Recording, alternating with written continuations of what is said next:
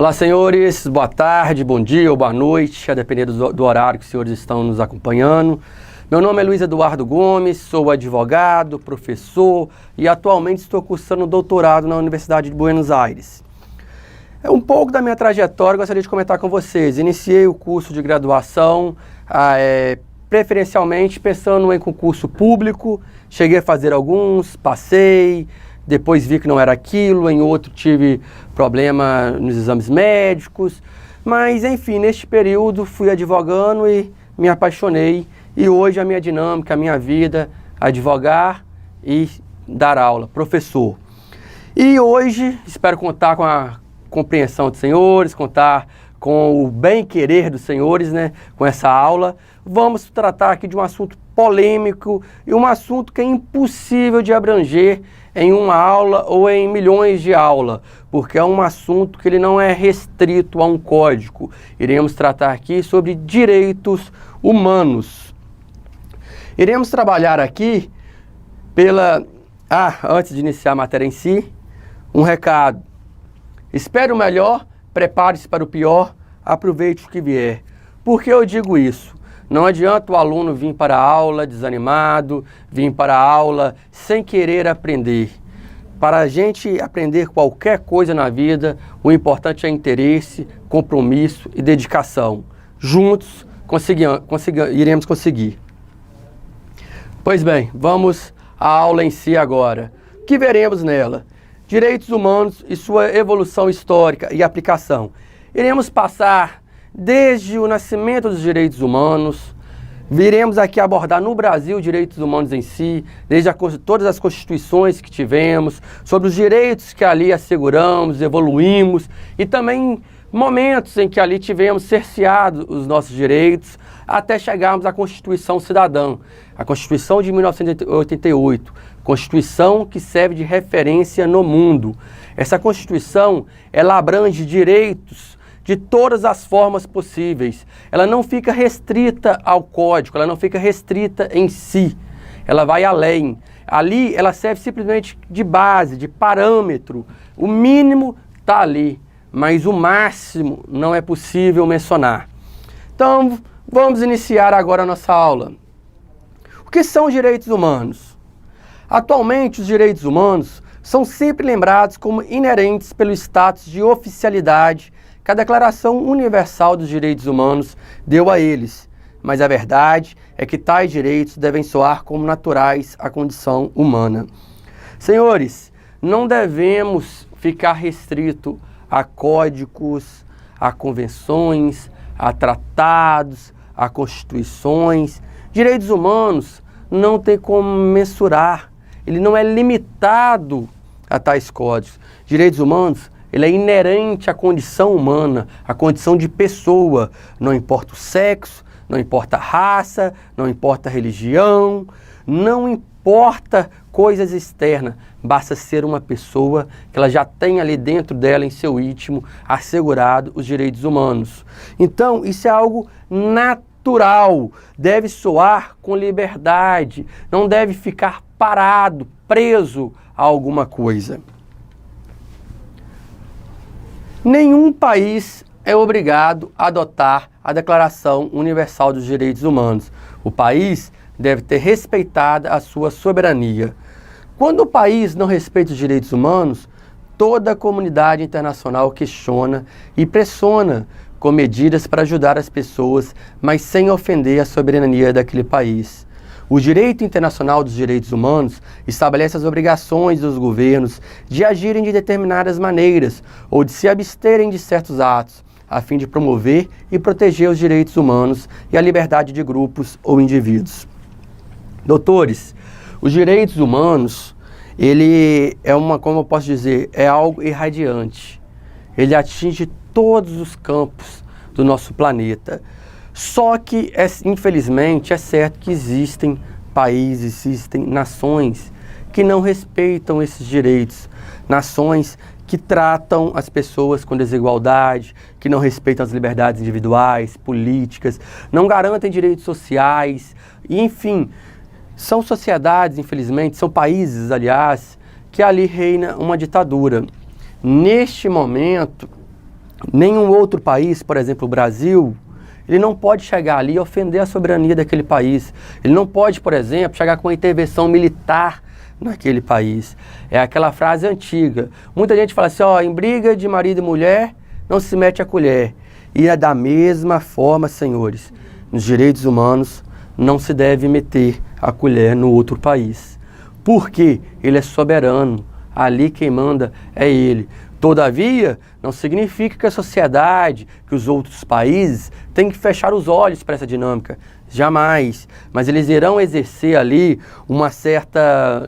O nome correto não é imposição, mas umas certas medidas de forma ali a proporcionar àquele país uma ação a favor dos direitos humanos. Como isso pode acontecer? Exemplo... vou citar algum país aqui fictício, vou colocar a Venezuela, não que isso exatamente esteja acontecendo lá, só de forma figurativa aqui, exemplificativa, tá, senhores? Vamos supor que lá não está sendo respeitado o direito ao voto. O que o Brasil pode fazer? Olha, eu compro da Venezuela o trigo.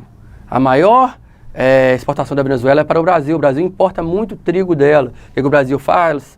Olha, enquanto aí não for restaurados os direitos políticos, ou enquanto aí não for implementado os direitos políticos, nós não iremos comprar mais da Venezuela. Nós iremos suspender a nossa compra, de forma a aqueles governantes mudarem de ideia, de forma a conduzi-los a medidas melhores, que garantam os direitos humanos. Também o Brasil pode ser um pouco menos radical, pode dizer o seguinte, olha, nós vamos comprar só 40% do que comprávamos anteriormente, e só voltaremos a comprar como fazíamos antes, quando vocês voltarem a respeitar os direitos políticos de tais cidadãos.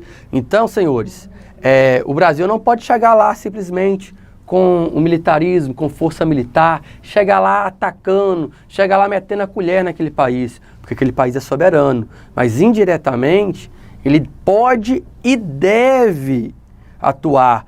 E isso ocorre não só com países isolados, não só o Brasil. Nós temos as Nações Unidas. O que acontece? São grupos de países que vão até ali e, em conjunto, tomam medidas para que aquela ação que não garante os direitos humanos possa mudar seu posicionamento. Então, este país ele meio que fica isolado dentro do grupo internacional.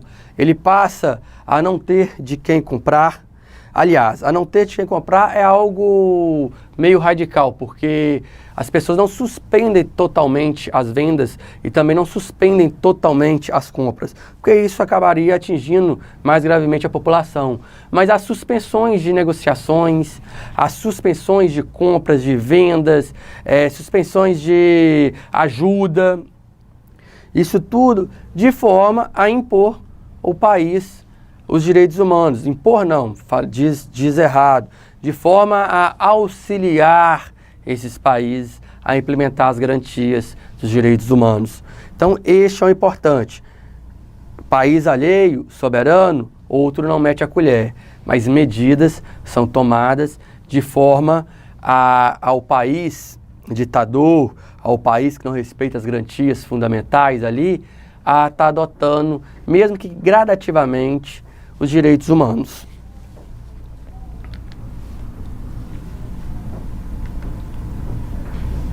Direitos humanos no Brasil.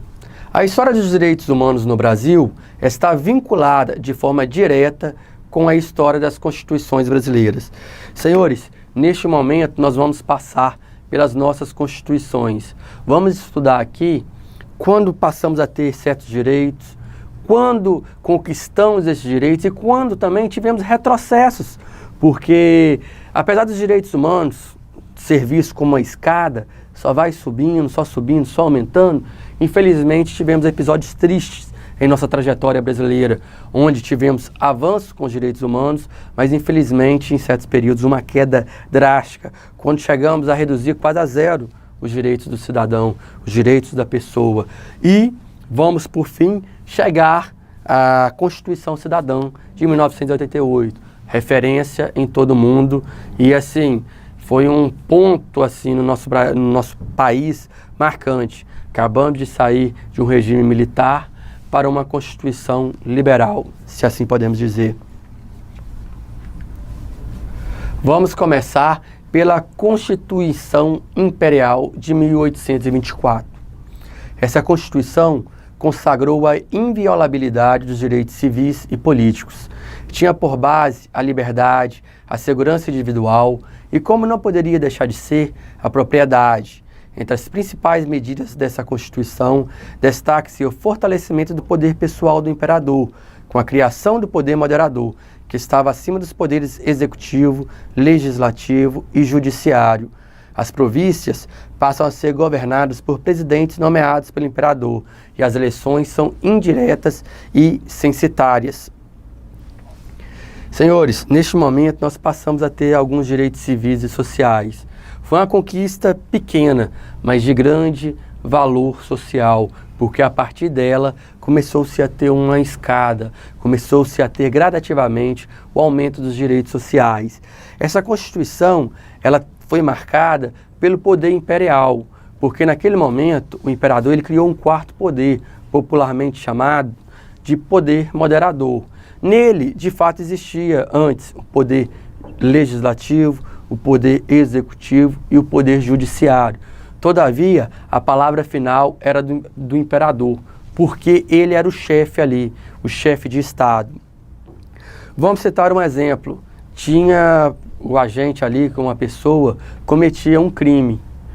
Tinha uma lei que definia aquele crime, tinha o executivo que tomava as medidas ali para combater o crime, e tinha o judiciário. E o judiciário foi julgar essa pessoa que cometeu esse crime.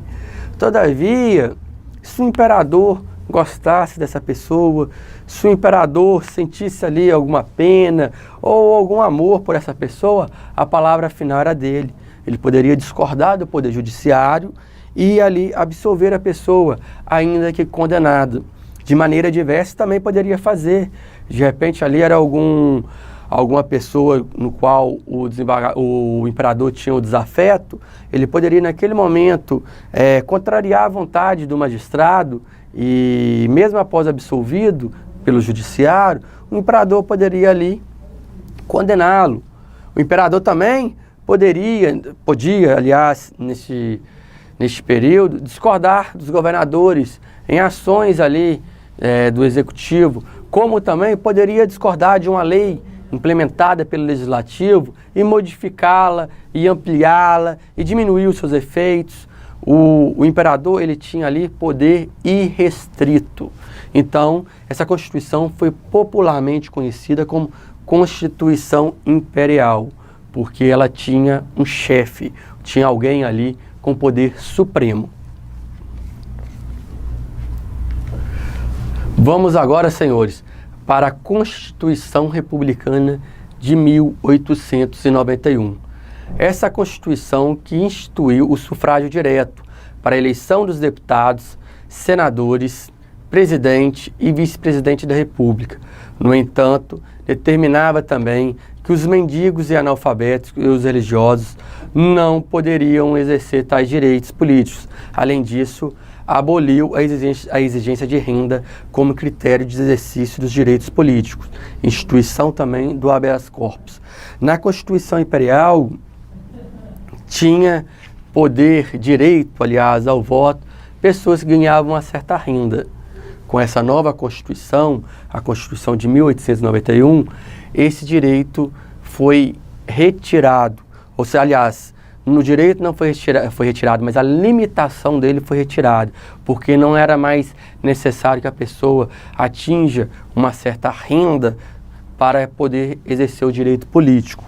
Só que um ponto negativo dessa Constituição foi que religioso, mendigo e analfabetos não podiam exercer o direito político.